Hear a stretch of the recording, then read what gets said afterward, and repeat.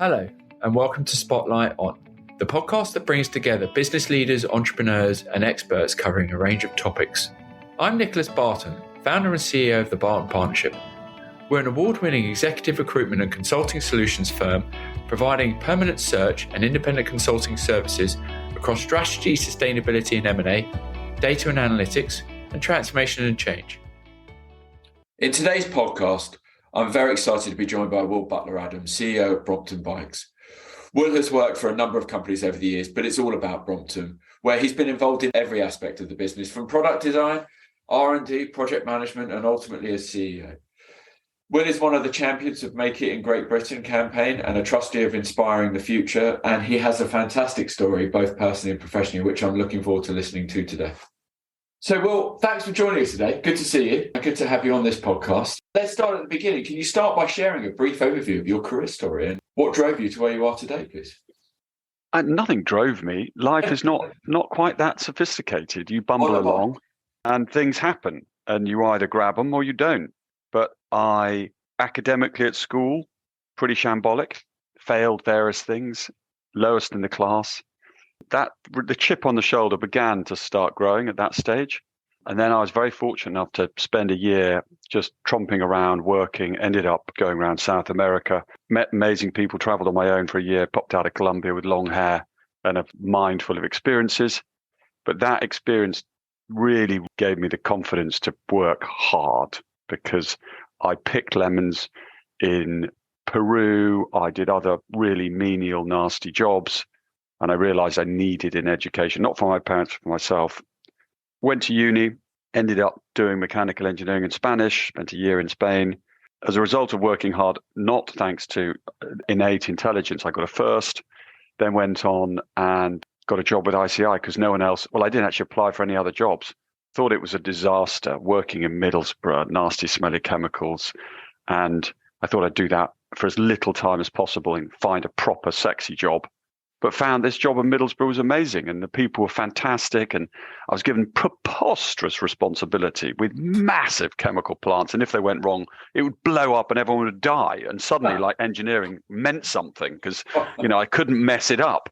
But I did that for 5 or 6 years. Absolutely loved it. Loved every bit of it. But going into a chemical plant every day, and even though I was trying to make the chemical industry cleaner and better, it was quite a small little cog in an enormous machine. Yeah. So I thought I'd go and do an MBA because I heard that's what people did and then do the next thing, whatever that was. And in the midst of all of that, the weird Brompton story started and I was in London and bumped into this guy on a bus who was the friend of the inventor of Brompton, never heard of Brompton, never seen one.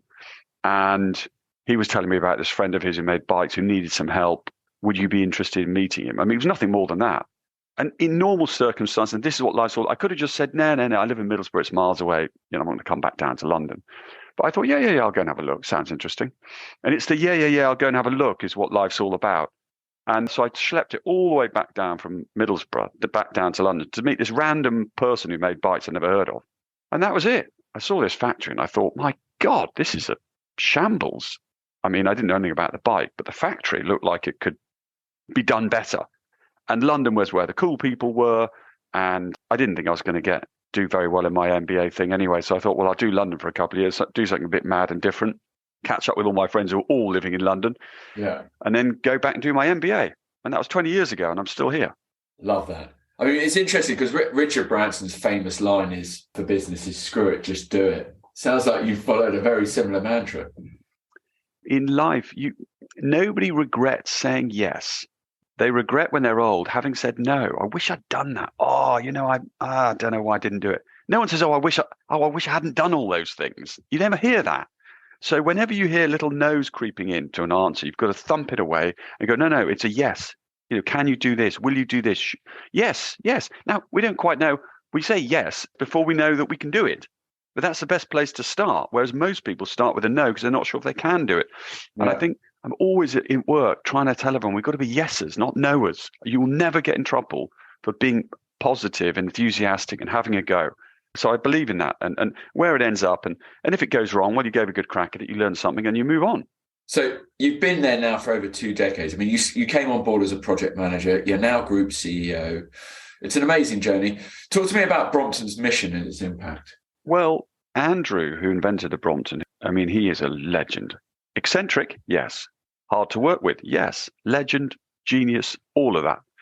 He'd created this thing because he wanted one. He wasn't a businessman thinking about how he was going to sell thousands of bikes. He wanted one, and he saw what was there, and it wasn't good enough. So he decided to make a better one. And he really did a pretty amazing job. We owe a lot to him. But what he didn't realize, and maybe in some respects, a lot of us didn't realize, was that this bike he'd created for himself was so relevant and so flexible and so useful. It's really proved itself to be global.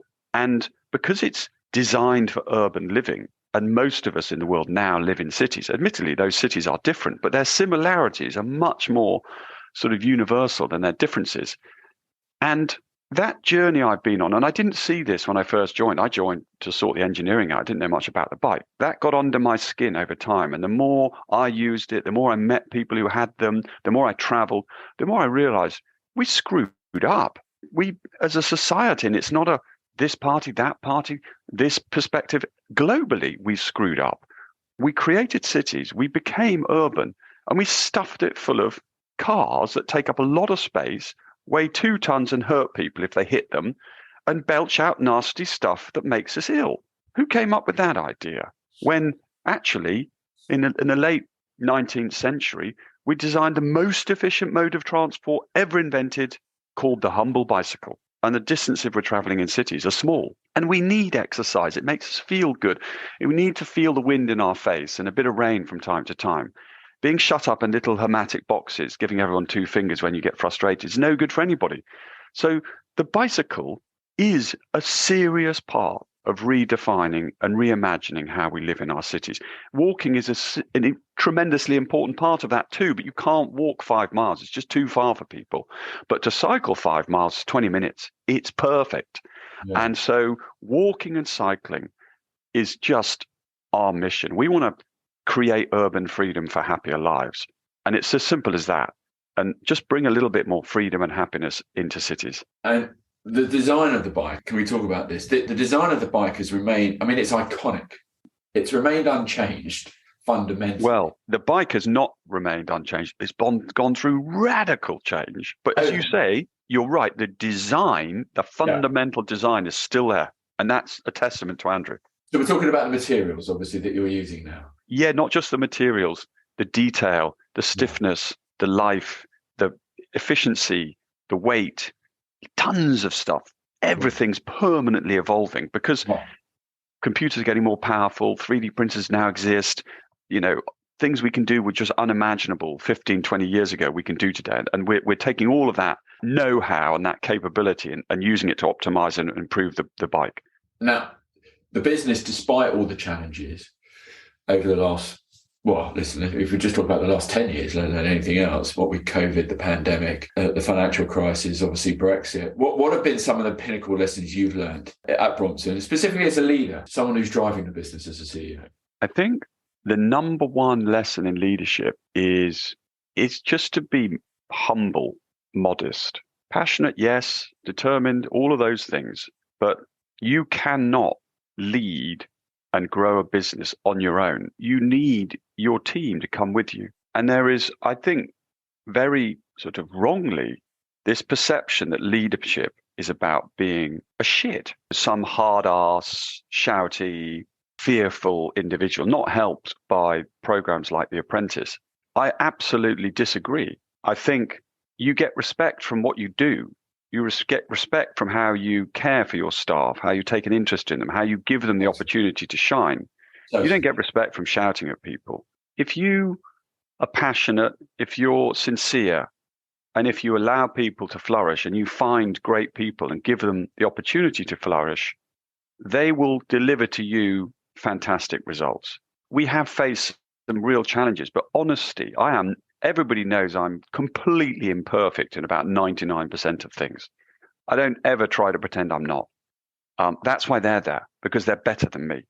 But I am very honest, and if things get difficult, we will sort it. Calmly, as a team, we're a bunch of smart people, and we'll do whatever we need to do, and we'll sort it.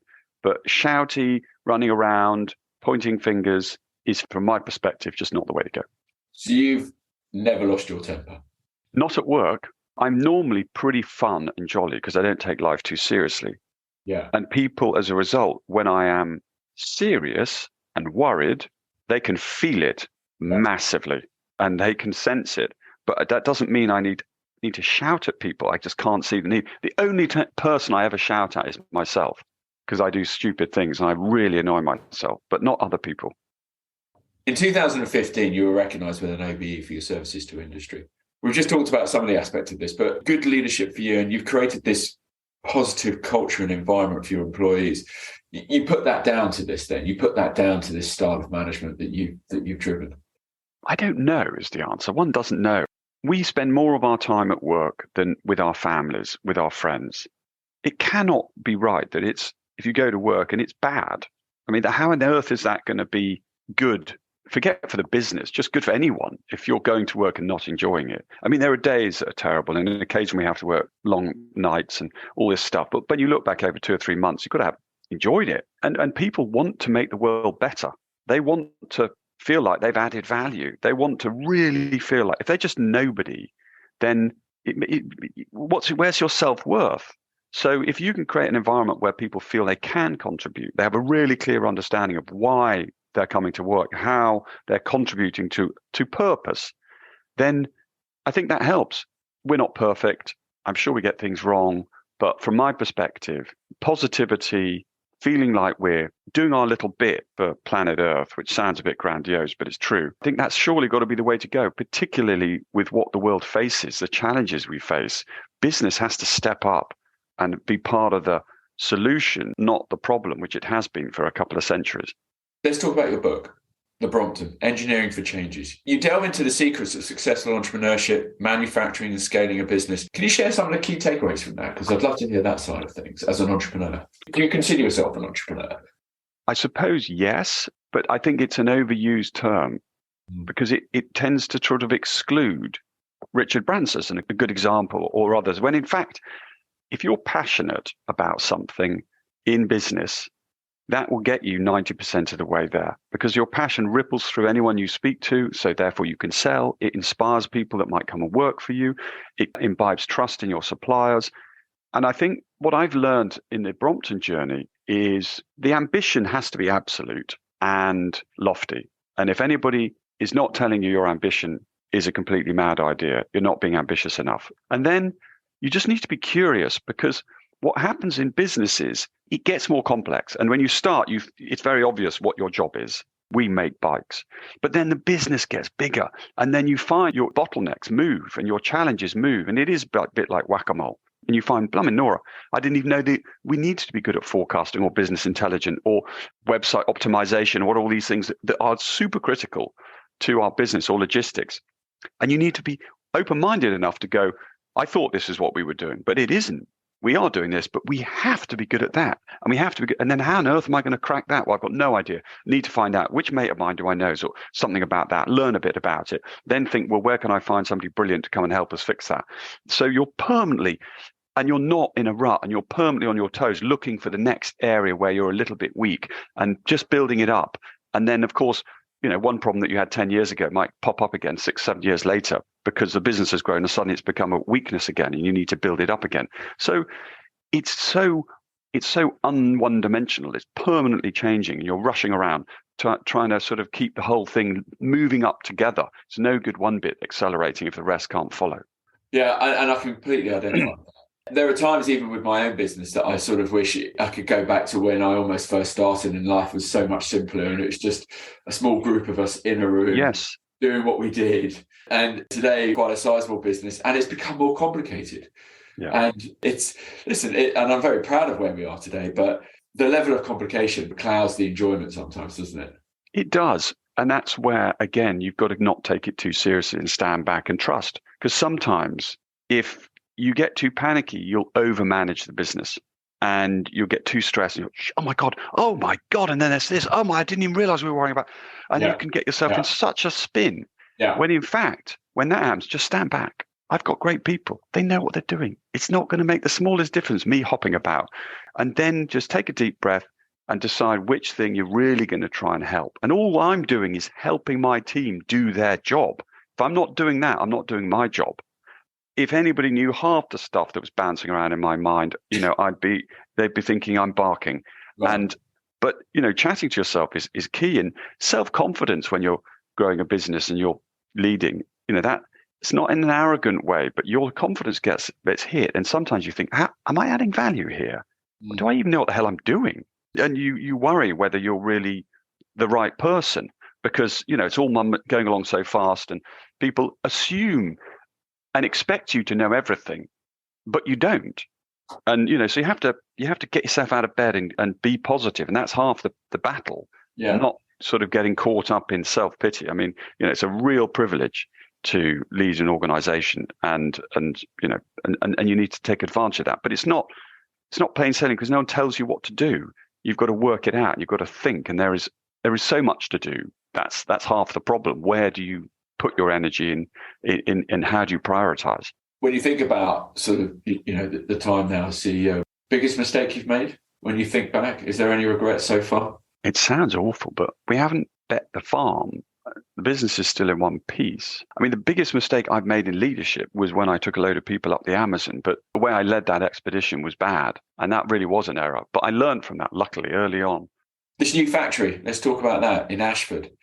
Clearly, obviously, it's going to increase bike production. But what I was particularly impressed with was the public nature reserve that you're creating, the biodiversity nature reserve. Talk about that. What was the motivation behind this project? Well, and we've got a long way to go to get this over the line, but it's absolutely our ambition. There aren't so many people making stuff, and certainly not in cities. So the problem we've found is that the space that we can rent, because we've rented up until now, is not designed for manufacturing. It's designed for moving boxes for Amazon or for H&M or for somebody like that. So in our existing site, which is in Greenford, we spent about 5 million quid turning a big, rather boring grey box into a useful, viable factory with extraction, with power, with oxygen, acetylene, all this stuff that we need to run a business, a manufacturing business.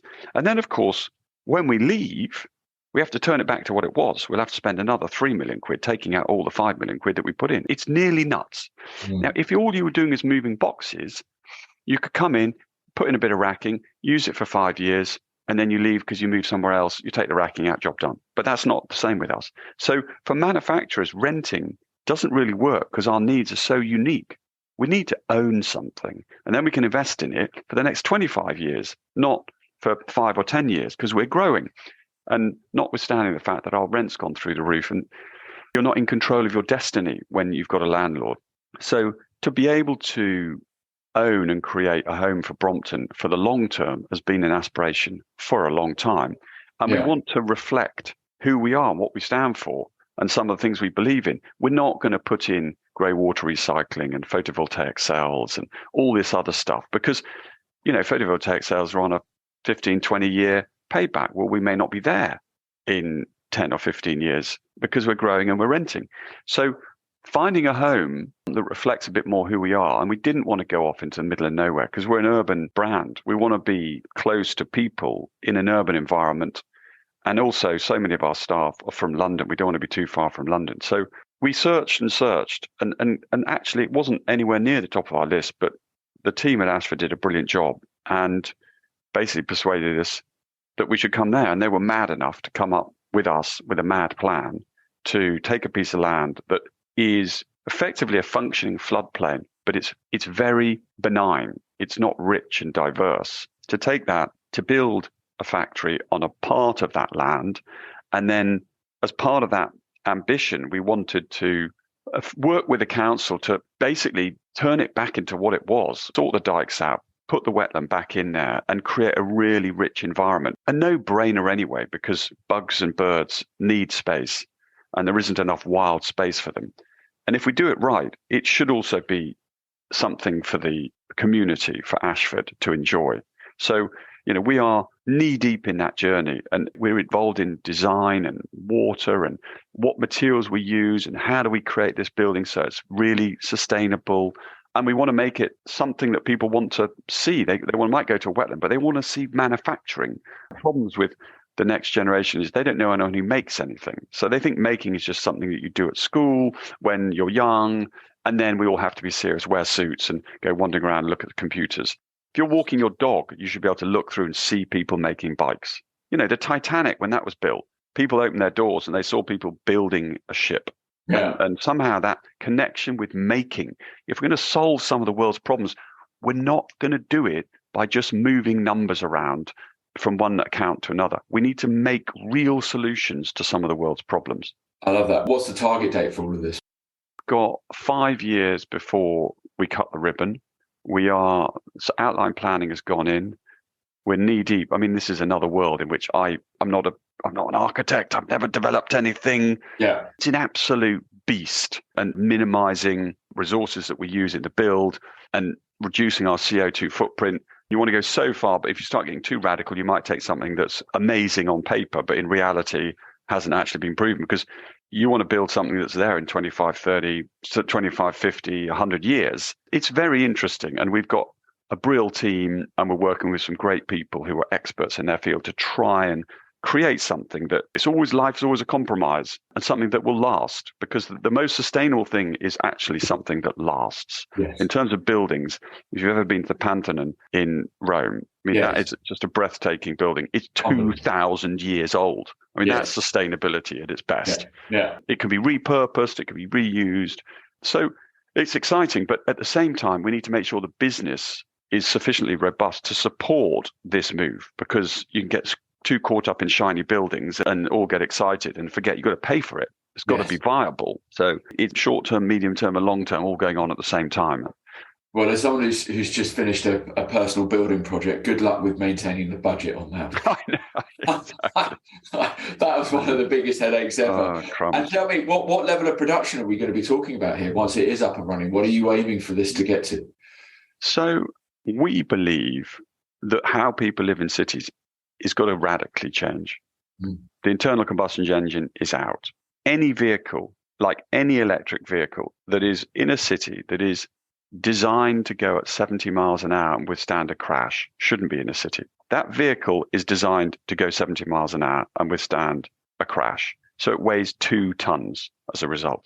You don't need that vehicle in a city. That vehicle that can go 70 miles an hour is on average moving at less than 10 miles an hour in a city. And you are moving 2 tons with a 60, 70, 80 kilo person inside it. So how is that efficient? You're not moving the person, you're moving the massive metal lump. When you can move that same person on 10 kilos, not 2,000 kilos. And we have a climate crisis where you need to use less resource. So use the resource where it's needed. I can't pedal 70 miles an hour down a motorway. So don't use a bicycle for that journey. Use a car. They're blooming brilliant for that. But when you're traveling, average distance in cities, less than 5 miles, don't use a car. Leave the car on the outside. And we won't need to own cars. We'll just pick them up when we're leaving. And then you keep cities to be clean with light vehicles, which take up less space. And then you give the city back to the people that live in it. You clean the air. You free up a lot more space and allow people that live in cities to love their city, to live the best lives. Whereas at the moment, people who live in cities, those are the most unhealthy places to live. And that's got to be wrong. You're right. You're absolutely right. Well, I want to just move on and talk about, and in fact, you touched upon it previously when you talked about sort of your expedition up the Amazon River. I mean, outside of Brompton, you've taken on some serious physically demanding expeditions in your personal life. A 9-week journey up the Amazon, and you reached the summit. Now, I've tried to say the word of this one, but I'm going to hand it over to you. Climbed which mountain? It's a mountain called Aconcagua. It's probably the highest mountain you can climb if you're not some hardcore climber. Right. But this is when I was younger, and my risk, I'm still like to take risk, but my risk approach was extremely high. And when I took the Amazon expedition, I went there on my own when I was traveling through South America. I'd seen David Attenborough films and Tarzan. That was enough to tell me the Amazon was where I needed to go. It was a bit of a rude awakening. I got lost and got very scared I was in there for nearly 5 weeks, thought I was going to die, wrote to my parents, said goodbye to them. It was pretty scary, actually, but not scary in a sort of, you're in a crash, it's scary, and then it's all over. It was, over quite a number of days. It starts playing with your mind. And that was so scary, I decided to organize an expedition, take other people back deep into the Amazon to see if they had the same sort of epiphany. It was a bit of an epiphany. And that bizarrely was, well, we decided to film it because I was interested in how it affected people's minds more than anything else. And if the first expedition didn't go quite according to plan, and this second one was more ambitious, and I took a load of people, we nearly all died, straight up. Starvation, lost about 4 stone. Wow. We nearly, dear old Andy Wager nearly drowned, and Laura was nearly killed by hornets. With hindsight, we didn't really know what we were doing. If I done it ever again, I would plan it so differently. We got away with it by the skin of our teeth. And I learned a lot from that. And the main lesson was I knew everything. No one knew anything in terms of what was going on. And then things started getting quite scary. When things start going wrong and get scary, you don't have time to then sit down and try and explain to everybody what's going on. But they're very scared, but you have to make some very quick decisions, and you're the only person who knows what's going on. So you start making executive decisions, and they're fearing for their life. That is not a good situation to be in one bit. So when we did the Amazon, when we climbed Aconcagua, it wasn't the same group. You won't be surprised to hear they've all sodded off. They weren't coming near me. So I got a different bunch of unsuspecting friends. But in that expedition, we were 8. We were groups of 2. And each pair, because you were 2 of you in a tent, became the experts, the absolute complete gurus in a different part of the expedition. And we had a really good philosophy for how we were going to climb this mountain, which is quite different to the way the army did it. The army used to climb mountains. What would happen is the strongest person would be pushed up to the top. And so everybody was, trying their best. And then when you get close to the summit, the strongest 2, well done, guys, you can go for it. Everyone else has to hold back. We had a different approach. You slept in your tent with your buddy. If you were the strongest person in the entire expedition and gave the expedition the best chance of getting to the summit, but your buddy was sick, you took your buddy down. So your buddy was you, basically. You were joined at the hip.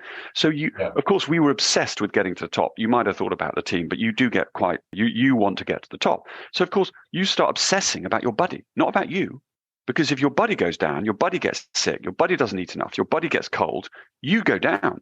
Which was a brilliant philosophy, because then everybody's worrying about everyone else. And particularly when you're at high heights, once you're over about 6,000 meters, your head starts going a bit funny and, things happen. So having someone looking after you, and we were incredibly lucky all to summit. 2 people, sadly, awfully died while we were on the mountain. And we had to rescue a couple of Koreans, one who had a pulmonary edema, and that was at 21,000 feet. And he was coughing up blood, and it wasn't exactly straightforward, and yet we all summited, and it was epic. But my God, it was hard, and that so many of the things I'd completely screwed up on in earlier trips were better on that. It wasn't perfect either, but it was definitely a step in the right direction. And but from a leadership point of view, I would imagine the learnings from that have laid the foundations for where you are today.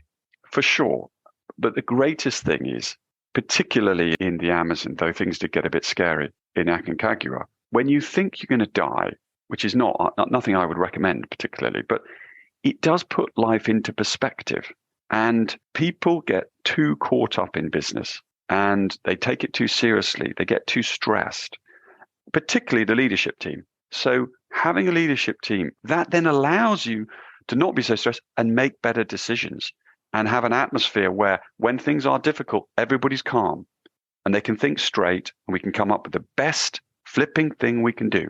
And that is really important, because I think in business, people just get too wound up about it and too caught up in it. And, we've got to create fantastic businesses to make our staff and society happy. Fascinating. And I love hearing your story. And I think you're hugely inspirational. Tell me now about, as a final question, the future for Brompton. Obviously, we've talked about the Ashford project, but the future for Brompton and what does success look like for you? So we need to innovate if we're going to deliver really glorious products. And the funny thing is, when you talk about our company, We Make Bicycles, people immediately go, oh, what bike are you going to come up with? There's an enormous amount of opportunity to innovate within the bike. But innovation in business isn't. The bike forms 40% of that. It's how you recruit. It's the culture you have in the organization. It's questioning everything. Be a child and ask the question, why? Why are we doing that? Why do we do this? Why do we have to do that? And say, is it adding value? Does it make us happy? Could we do it better? Because if your staff are happy, your customers are going to be happy. I mean, it's just a straight relationship. And so keeping innovating and giving staff the confidence to say what they see. We talk about the story of the emperor and his invisible clothes. Do you know the story? There was an emperor, and he thought he was the best thing since sliced bread. And he wanted the finest clothes the world had ever seen. And all these people came along to show him these clothes. And then these two guys turned up. And the clothes and the material they had was so fine that only incredibly intelligent, wise people could see the clothes. So they then worked away making these amazing robes. And then he decided to have a big party and walk through the town. And of course, everyone knew that only wise, intelligent people could see these magnificent robes. And he strode through town. And everyone's cheering, clapping, and telling me how wonderful they were and how amazing they looked. Until a little boy said, "Oh, but he's completely naked. He hasn't got any clothes on at all. He's naked." And everyone goes, well, now you mention it, actually, he is naked. He's completely naked. And that is what so many businesses are full of. They're full of people who know stuff. They see somebody walking past naked and they just go, yeah, morning. And that is not on. When we see stuff that we know is ridiculous, not right, we've got to call it out and say, that's ridiculous. What the hell are we doing that? Well, that's stupid. Let's not do it that way. Let's do it. And we can see it. And somehow businesses and cultures don't allow us to say what we see. And we just wander along and accept it. But that's not acceptable. And success for you? Your plans? For me, I'm very amazed by, we made a millionth Brompton last year. A lot of those bikes, the vast majority, are still whizzing about being used. And that's great. But I feel we haven't started. I feel that the job is still to be done. And I feel when I'm traveling in cities, and I do it a lot, the ridiculousness, it doesn't need to be like this. So that's what we have to keep doing. And obviously, success for me is to see change in cities and to either through our organizations, through other organizations that are inspired by us, to see that momentum continue, because we're far from where we need to be. And there are great examples in Northern Europe in particular. And we are going to see a tremendous change in cities in the next 20 years. And I just want to see that. And my role in Brompton will change. I don't want to cling on forever, but my relationship with the business will be there until I'm dead. I could never, ever not see a Brompton and feel part of it. So it's just making sure that we do something that we're proud of. And as long as we keep doing that, I'll be very happy. But out of interest, who was the lucky recipient of the millionth Brompton?